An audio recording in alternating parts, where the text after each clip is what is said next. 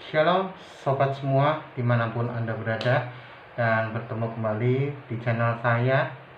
Dan pada hari ini puji Tuhan, saya diberikan kesehatan kembali oleh Tuhan.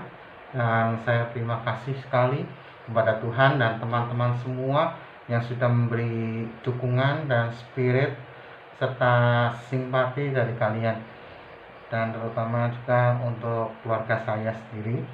Dan saya terus terang ingin menyampaikan kalau saya bukan corona, dan kemarin saya hanya sakit tipes, dan puji Tuhan saya sudah mulai berangsur membaik, dan saya akan pas masker saya, dan beginilah keadaan saya. Dan terima kasih untuk orang-orang yang sudah mentertawakan dan orang-orang yang sudah mencibir.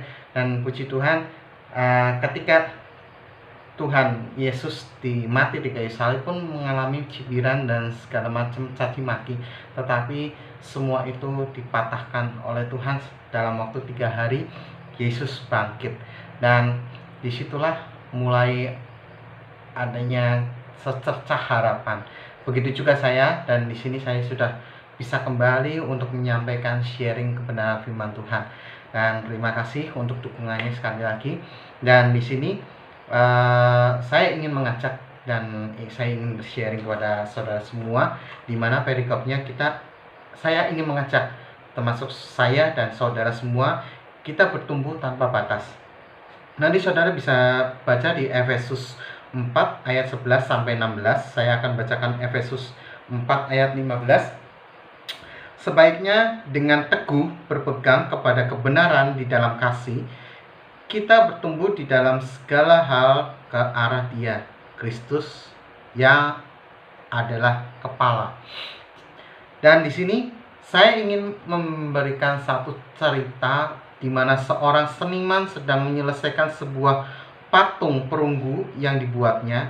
Ia terus memahat dengan hati-hati bagian-bagian kecil dari patung itu sempurna, pikir seorang pengamat seni yang sedari tadi memperhatikannya.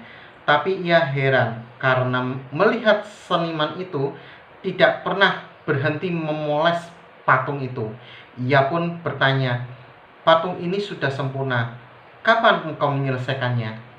Seniman itu menjawab, "Patung ini tidak akan pernah selesai. Saya akan meneruskan mengerjakannya sampai ada orang yang datang untuk membeli dan mengambilnya." Pengamat seni itu begitu terkejut dengan menjawab itu.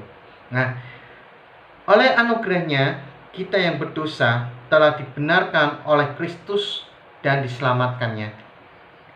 Namun karyanya bagi hidup kita tidak berhenti di situ. Allah terus memoles sampai Ia mendapati hidup kita sempurna di matanya. Allah menghendaki hidup kita sempurna, serupa dengan Kristus. Seperti halnya seorang seniman yang membuat penyelesaian akhir dari patung mahakaryanya, Tuhan tidak berhenti memoles dan mengusahakan agar kehidupan kita bertumbuh dan menghasilkan buah tanpa batas. Saudara sekalian, jadi kehidupan kita, hidup kita itu adalah suratan terbuka. Betul, seorang pengkhotbah itu dia boleh pintar, boleh mahir berbicara di atas mimbar, tetapi dalam kehidupan sehari-hari. Dan ini pun firman ini juga renungan ini pedang bermata dua buat saya. Ini juga pelajaran buat saya juga. Jadi emang pada saat saya sakit, saya dapat kabar dari istri, emang betul ada yang banyak mentertawakan, mencemooh atau segala macam, ini hanya sensasi atau mencari apalah klise atau gimana. Tetapi di sini saya terus berteguh beriman dan berdoa kepada Tuhan supaya saya ingin menunjukkan kepada mereka hasil dari buah. Dan di sini Tuhan memoles saya benar-benar.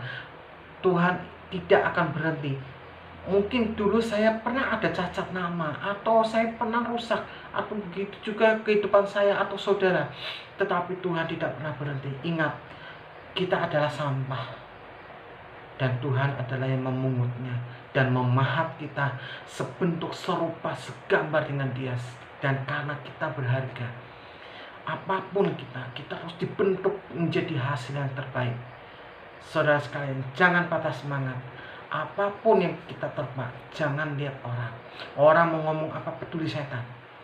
Yang penting kita apa? Kita terus pandang Kristus. Meskipun kita jenuh di rumah, aduh jenuh, bete, nggak bisa ini aktivitas, ayo kita lakukan.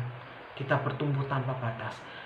Meskipun di rumah kita bisa bertumbuh, kita bisa bagikan sharing firman ini kepada saudara-saudara kita semua, atau bisa kontak ke nomor WA saya yang sudah saya tulis di deskripsi di bawah ini.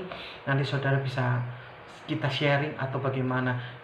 Karena apa? Kita harus ingat saudara, ini akhir zaman, ya kan? Dentuman kemarin yang tengah malam itu sampai subuh itu adalah peringatan. Emang tanda-tanda di langit dan di bumi sudah mulai ada, ya kan? Sudah diberikan tanda. Karena kekuasaan, kebesaran Tuhan akan dinyatakan. Kita harus hendaklah berjaga-jaga dan berdoa selalu, karena kita tidak tahu waktu Tuhan datang kapan, ya kan? Dan kita tidak boleh memiliki akar kepahitan, melainkan kita harus mengampuni. Kita harus menjadi garam dan terang bagi semuanya. Kapan Tuhan Yesus datang? Ingat, Tuhan Yesus datang kita nggak ada yang tahu. Tetapi Tuhan Yesus berfirman, kalau firman Tuhan disampaikan ke seluruh bumi serata, maka hari Tuhan akan datang. Kita lanjut. Terus miliki kehidupan rohani yang bertumbuh dalam segala hal ke arah Kristus dan hidup untuk memuliakan Dia adalah polesan akhir yang harus terjadi dalam hidup kita. Sekalipun ada saat ini kemunduran terjadi, janganlah membuat diri kita berkecil hati. Roh Kudus terus menolong kita dan membentuk kita hingga mencapai kesempurnaan seperti yang dikehendakinya. Dan saudara perlu ketahui, sekarang kemunduran sudah banyak. Banyak anak-anak muda yang sudah apa sih gereja, apa sih itu mesbah doa, apa dan sebagainya. Ingat saudara, dari sinilah ini ada tugas saudara dan saya untuk menguatkan mereka kembali. Bahkan ada orang-orang yang di sana murtad, ikut Yesus ternyata begini, begini, akhirnya murtad. Ada juga orang yang dari saudara seberang masuk ke tempat kita dan dia merasa dimenangkan, dikuatkan. Itu sudah terjadi di dalam firman Tuhan. Kebenaran firman Tuhan digenapi sekali. Dan saudara, ayo kita mulai kuatkan diri kita, hidup kita. Meskipun kita dalam keadaan seperti ini, kita tidak berhenti untuk berkarya tanpa batas. Layani Tuhan tanpa batas. Kita bisa lewat, sekarang udah ada sosial media, lewat WA, lewat Facebook, atau lewat Twitter, atau segala macam. Kita bisa sharing firman, atau sharing video channel saya, atau channel yang lain-lain. Dan kita bisa bagikan berkat kepada mereka semua.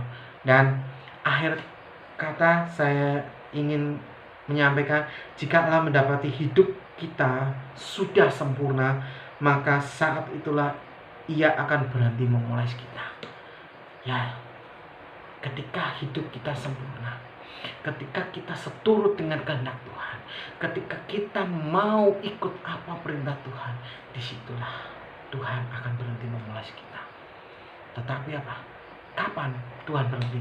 Sampai pada saatnya Tuhan datang untuk kedua kali.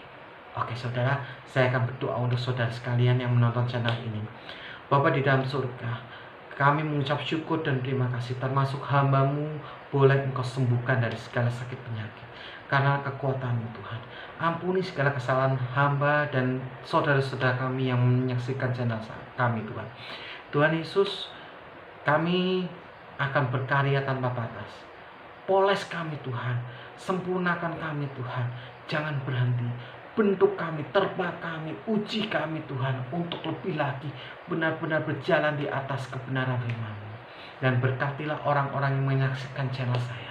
Di dalam nama Tuhan Yesus Kristus, kami percaya ada kekuatan yang baru di dalam Engkau Tuhan. Engkau merancangkan rancangan damai sejahtera, bukan rancangan kecelakaan. Meskipun kami stay at home, kami boleh bekerja berkarya tanpa batas dan melayani Engkau tanpa batas juga Tuhan. Terima kasih Tuhan, di dalam nama Tuhan Yesus Kristus kami serahkan semuanya, doa-doa kami ke dalam tangan. Haleluya, haleluya, amin. Kiranya Tuhan Yesus memberkati. Jangan lupa subscribe channel saya dan klik tanda lonceng dan serta like, juga sharekan video ini jika saudara diberkati, dan mari kita memberkati bagi banyak orang. Tuhan Yesus memberkati. Shalom.